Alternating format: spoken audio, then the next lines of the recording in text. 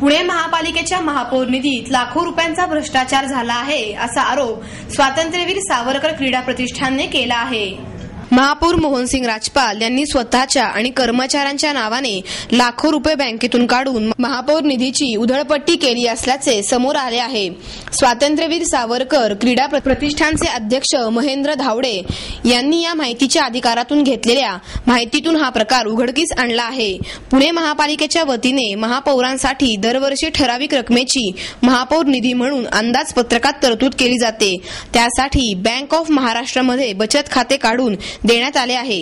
5 जून 2010 ते 1 ऑक्टोबर 2011 या कालावधीत महापौर मोहनसिंग राजपाल यांनी स्वतःच्या नावाने कोणत्याही सबळ कारणाशिवाय 5 लाख रुपये काढले आहेत। विशेष म्हणजे महापौर कार्यालयातील स्वीय सचिव भगवान पंचमुख यांच्या नावाने 5,78,000 रुपयांच्या बेरर चेकने पैसे काढले आहेत। त्याचप्रमाणे अन्य 5 सेवकांच्या नावाने 3,70,000 रुपयांची रक्कम बँकेतून काढली आहे। महापौर निधीतून मदत मिळावी यासाठी कोणत्याही गरजूंनी महापौरांकडे मागणी केलेली नाही।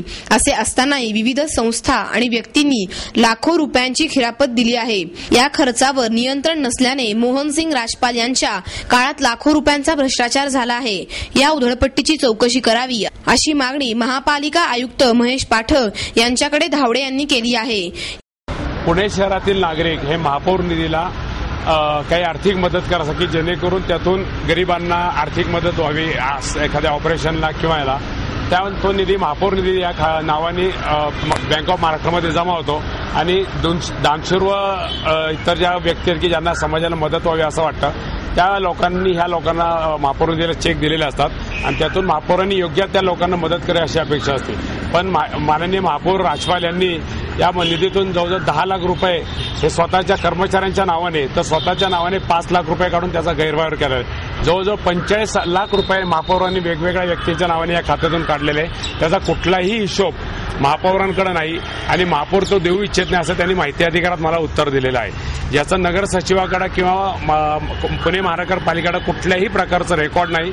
ही संस्था चॅरिटी कमिशनरकडे रजिस्टर नाही आणि ह्याचा कुठलाही हिशोब महापौर कार्यालयाकडे नाहीये। त्यामुळे हे सगळे पैसे महापौरांनी हडप केलेले आहेत असा माझा स्पष्ट आरोप आहे आणि याबद्दल मी कायदेशीर सल्ला घेऊन महापौरांविरुद्ध एफआयआर दाखल करण्याच्या विचारात आहे।